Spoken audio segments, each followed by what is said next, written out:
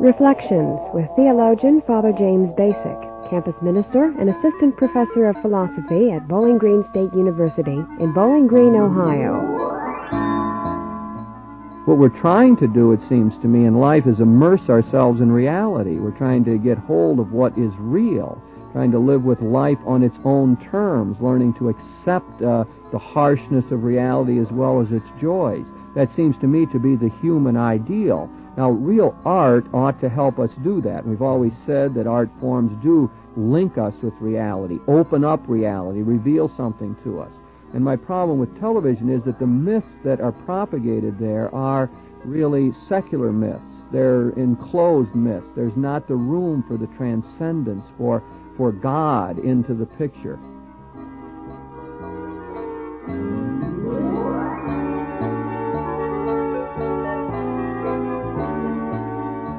Joining Father Bacik in today's Reflections is Dr. Michael Marsden, Associate Professor of Popular Culture at Bowling Green State University. Today's Reflections focuses on the topic of the impact of television on our lives. Here's Father Bacik. Mike, since you teach courses on television and media theory, I think it'd be good for us to talk a bit about television. Appreciate you taking the time to come and do that. I'd like to explore the relationship between television and time. Now, time has been one of my favorite topics as a theologian over the years because I think it is so essential to our very being. The way we perceive our world is so closely tied up with our perception of time. One of the distinctions that it's interesting to make in terms of time is the difference between chronological time, the kind of time that is measured by a watch, and time which has a more human dimension to it, what I call human time, the kind of thing that happens as a result of our interactions. I think what we find in life is that often we have been programmed by the mechanical time, the clock, and so that says, I can only talk to you for so long now because I got to run off and be someplace else, and therefore I don't have time to attend to you or your needs. The clock ends up structuring much of our time. Now, some religious thinkers have pointed out, however, that there is sort of a sacred time. Some of the people who have studied myth and symbol have talked about that you could look at time in the various cultures and religious traditions and see they always set aside a particular time for their worship. And in that was sacred time. It was special. It was a time to get in touch with the gods.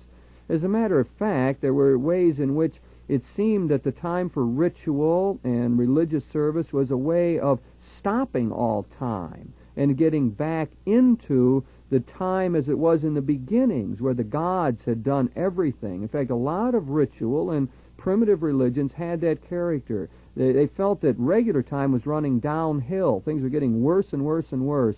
But you could stop it every now and then and get back into the time of the gods, where you were recreated and got new kind of energy. Some thinkers, just let me finish this, and then we'll see our application here. I was going to add that some thinkers see that ritual functions that same way for us now. That there's ways in which time gets is set aside, the usual clock time, and the important thing is the intensity of what is going on. This can happen not just when you're in church, but in any kind of genuine encounter. So we say we lost track of time while we're talking to one another.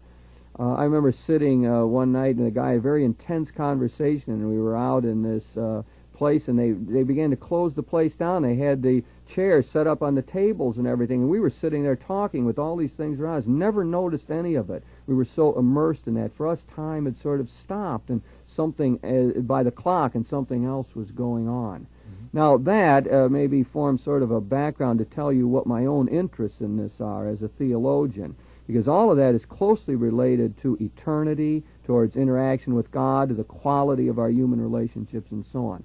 Now, I take it that some people have claimed that television now is altering our perception of time in different ways, and maybe we can go into that now. That's one of the things that television does quite well, is to manipulate time. And it can either speed it up or it can slow it down. On a very simple level, it's clear that the instant replay and the isolated camera have developed the art of television to such an extent that they can actually take a given moment of time and then actually elongate it or compress it. They can do a number of things with it. Any football game is a classic example of that. The actual play time is really counted in minutes, whereas the broadcast, of course, lasts in hours. I once read it. It's really a guy put a stopwatch on that, and there were 7 minutes of actual time in which the ball is in motion during a football game. I think that the article you may be referring to is the one about the Super Bowl. Yes, right. Where you not only have the Super Bowl game, which is broadcast over a 3 to 4 hour period, but you have programming that's arranged for prior programming concerning the Super Bowl the night before. And so you begin to have the Super Bowl television ritual from the very beginning of its inception as a ritual, developing into a multi-day activity, a kind of almost tribal ritual for the entire society. That's and a good also, example. I guess that article is interesting. I found that the Super Bowl is ritual or myth. And I found it interesting, too, the way it was pointing out the way that was punctuating the year-long time. So then in one sense, you're almost building up to that through a whole football season, if not longer. And they're talking about that at the very beginning, and it's what people are longing for and waiting for. And I know in our own programming in our parish, we worked around that. We had a lecture coming up, and the only day we could get them was on Super Bowl day. And I remember calling the NFL very early, their office in Washington, and trying to find out when the kickoff time was so that we could get this lecture in there earlier. Before the kickoff. Sure enough, they said it was at 6 o'clock, and we advertised. I said, that person better have been right in what they told me, because I didn't want to be accused of interfering with this Super Bowl. But that's the way it programs it. And also we know that even with Monday Night Football, right? It's a classic example, too, of where a couple of years ago one of the networks was running a football game in its final climactic moments, and they cut to Heidi, which was being broadcast at 7 p.m., and left the football game a couple of minutes early. And, of course, the game turned around in the last 3 minutes, and the audience was furious. It's a good example of how the audience is caught up in football time and, of course, is not ready to go back to clock time at that point. Right. Those last 2 minutes last maybe 20 minutes, and the clock time is now set aside. Exactly. And some new form of time takes over. Takes over. And it has an intensity. I mean, I think there's something good about that, isn't it, to get away from the rhythms of the wristwatch and to be caught up in something and to feel emotions more intensely and to really be involved in that way. Well, television, the very term television means to see beyond, to have a vision that carries you forward. And one of the things that videotape has done for television is to allow it to function as almost an immediate, timeless environment, if that's possible, those kind of almost contradictory terms, where you're in the immediate now, but you're also in the immediate never at the same time. And this was really, the power of that kind of juxtaposition was really brought up in the television coverage of the Chicago Democratic Convention, when the networks, in their network pooling, covered the demonstrations in the street of Chicago and also, of course, covered the activities on the convention floor inside the auditorium in Chicago. What they did was to cut from live coverage of the floor of the convention to what the audience assumed was live coverage of the streets of Chicago. At the very moment that President Johnson was being renominated, there were riots being shown in the streets of Chicago. So that television time for millions and millions of viewers became real time, when as a matter of fact what they were doing was cutting from live convention floor coverage to pre-taped coverage of demonstrations in the streets of Chicago. A clear manipulation of time for effect. Worked quite well, as a matter of fact. But it does demonstrate that tremendous power the medium has. But one of the things that it does do, it seems to me, is to segment the world and to provide the world with a little bit of a different rhythm.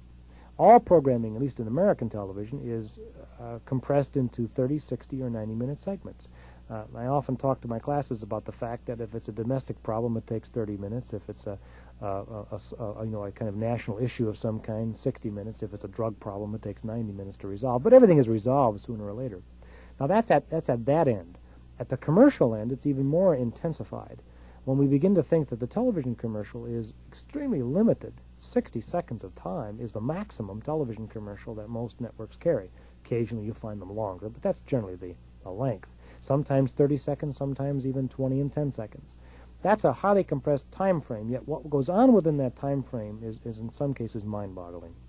I talk about the television commercial as the sonnet form of this century, because in many ways, like the sonnet, it's very delimited but not limited. It's remarkably free, remarkably flexible in terms of its ability to communicate. My point is that it is compressed time, but time well used.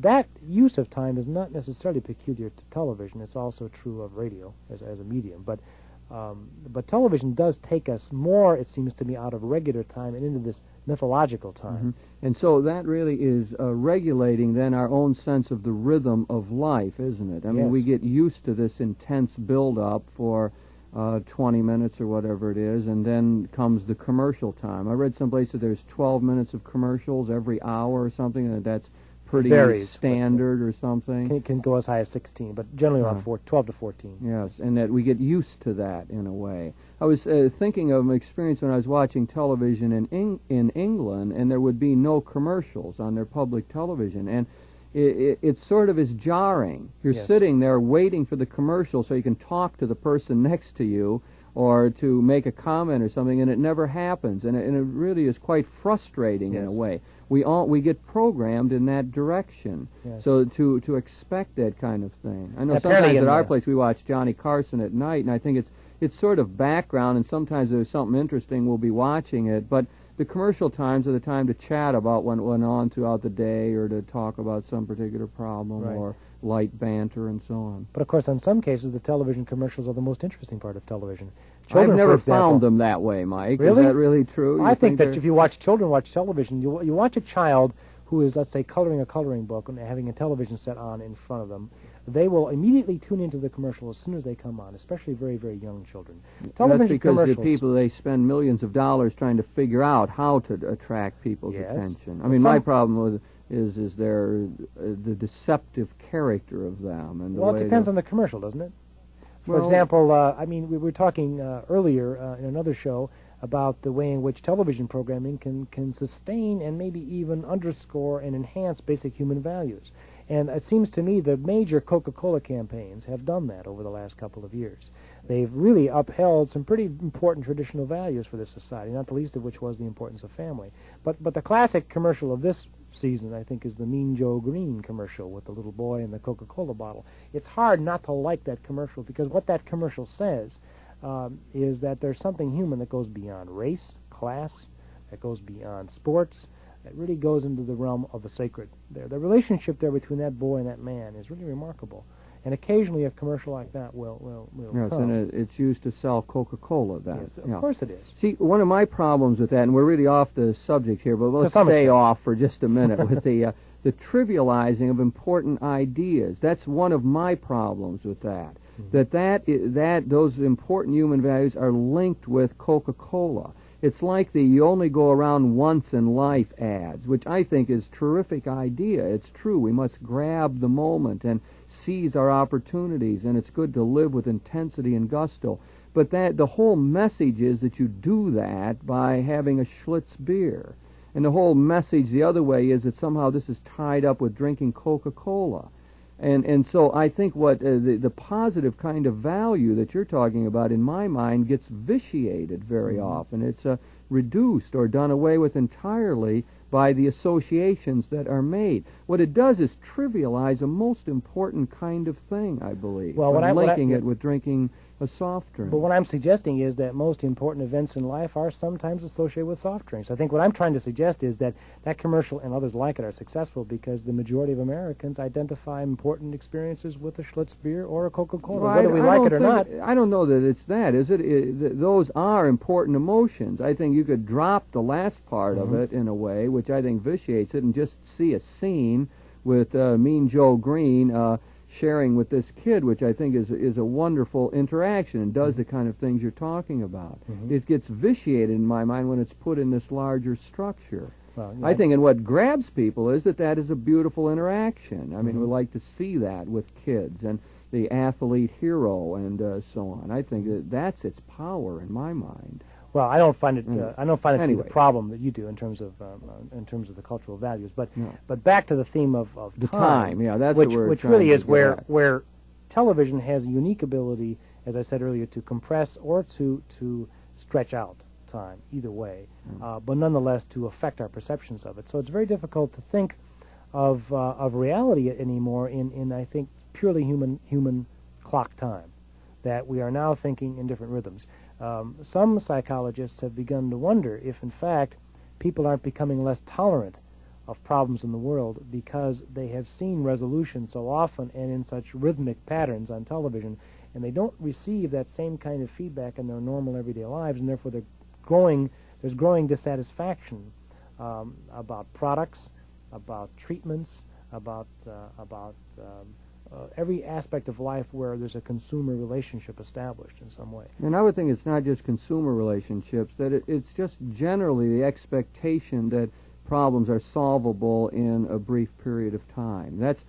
I sense that among younger people who have grown up with television, this impatience with the long haul, this inability to think in larger terms. Now, I'm not so sure that didn't characterize a previous age, but without data, again, and I come at all of this as a layperson, but my intuitive sense is that there's a change this way, that young people today who grew up with television tend to think that problems are solvable, number one, and that, two, it can be done in a relatively short space of time. And as a result, then, you get the intolerance of the long-haul problem and the withdrawal from the scene. I'm not so sure that didn't have something to do with the reaction to the movements in the 60s and our struggles for racial equality and to establish peace and justice in our world.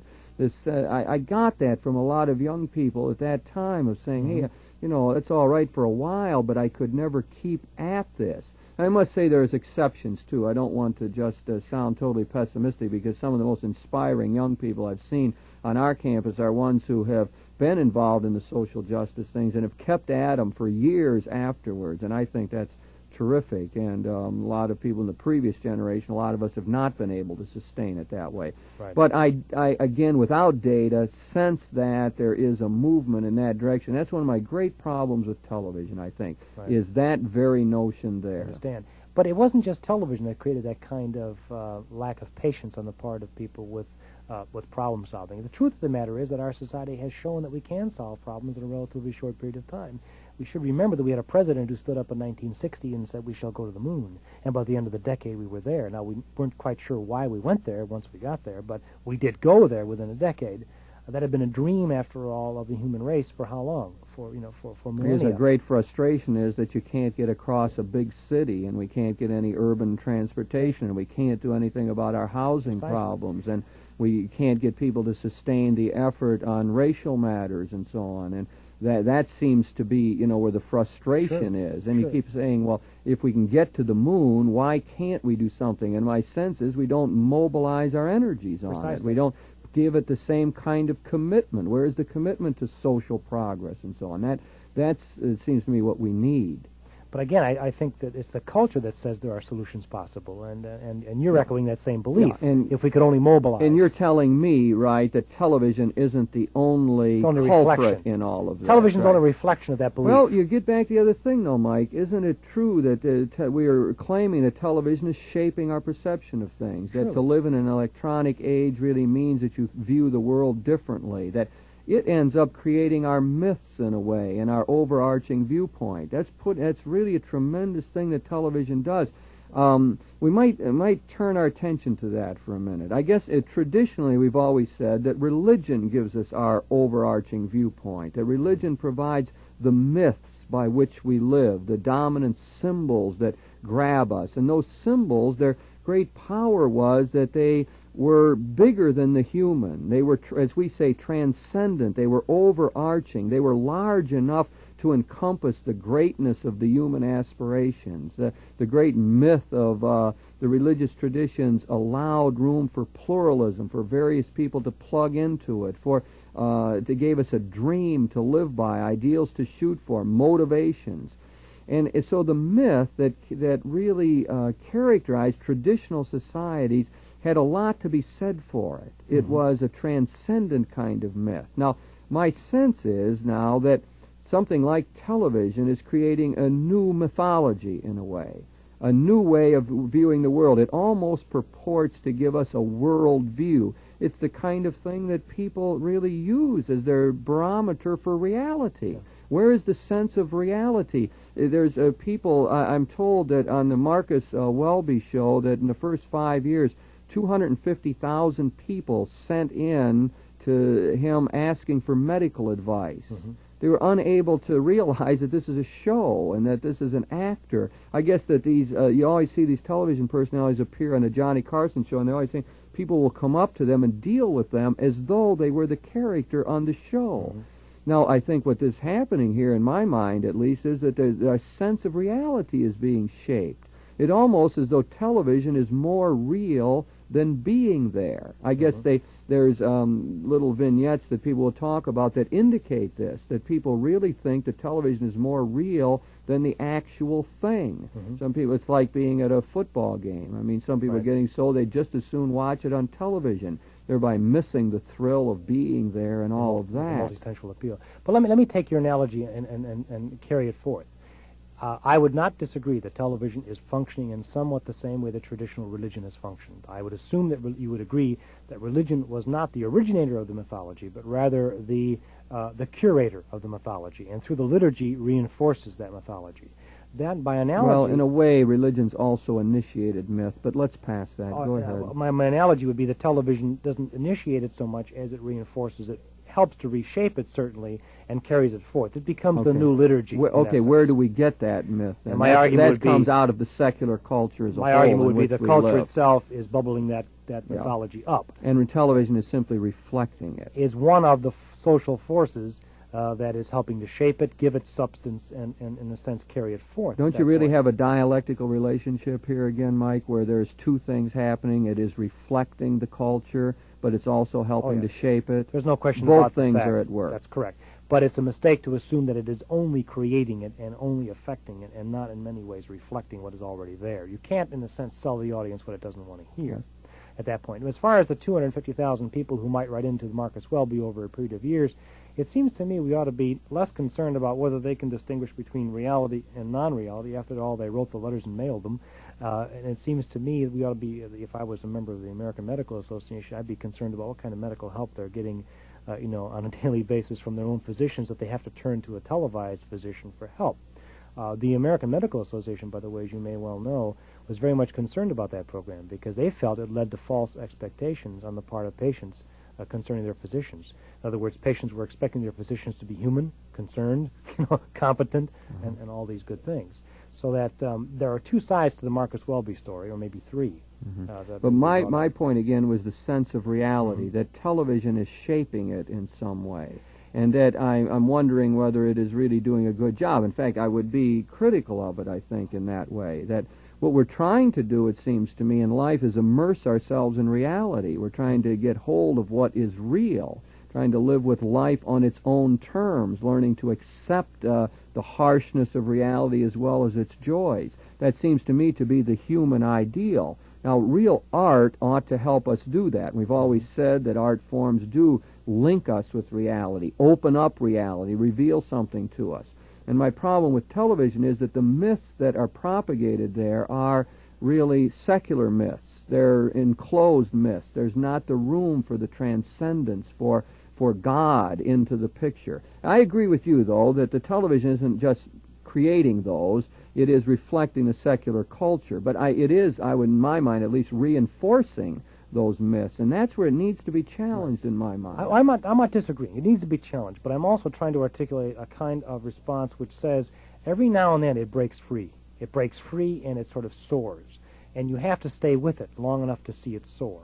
It only Give me happens. an example of that. What do you mean by by that? I think an example of that would be if we were to stay with a program that was on the air for a long time, like the Mary Tyler Moore Show. We'd realize that after a while you begin to care for those characters, they begin to care for each other, and you really become part of their extended family.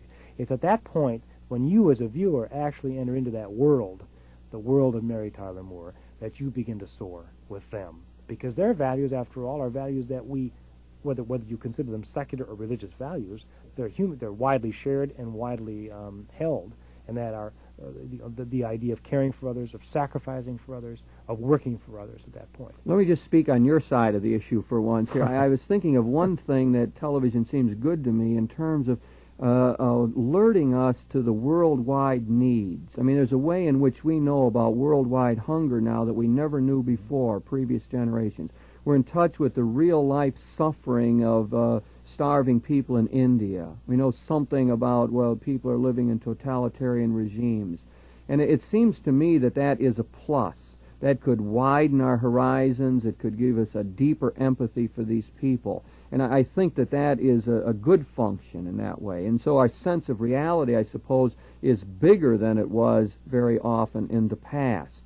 And I would think this is a growth process and something that is ultimately good. But even there, I have a sense of ambivalence on it, because I think very often that terrible reality is portrayed for us in a way in which we lose the sharpness of it. We could think of the Vietnamese War, and where the war is brought right in into our living rooms, and yet after a while you almost set it aside. You forget how terrible it is. So again, I see television functioning in an ambivalent way there. Well, Mike, we started out talking about television and time. And I guess what we're saying is that it does affect our perception of time, our experience of time. It tells us, that there's a commercial going to happen every now and then, and that the important events on television are alert us and to the cycle of the whole year. Our hours, weeks, months are really determined in many ways by television. Our rhythms are determined. Rhythms are, yes. And our perceptions of what time is all about. And then also we got into that idea of myth, which is very connected with time, and I end up being very critical of television in that way, but I suppose much more would need to be said about that.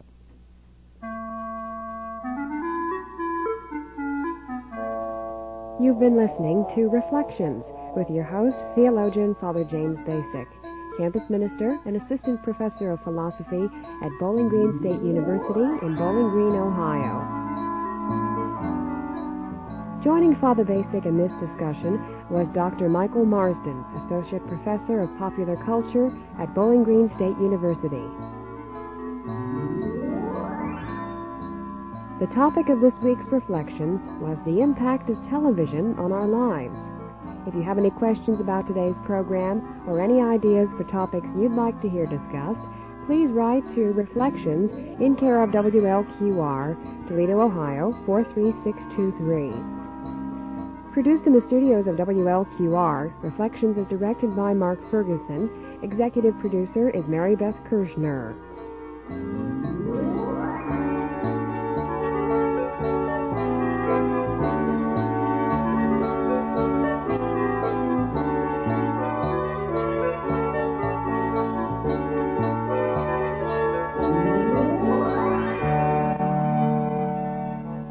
Reflections is brought to you by the Genesis Radio Network.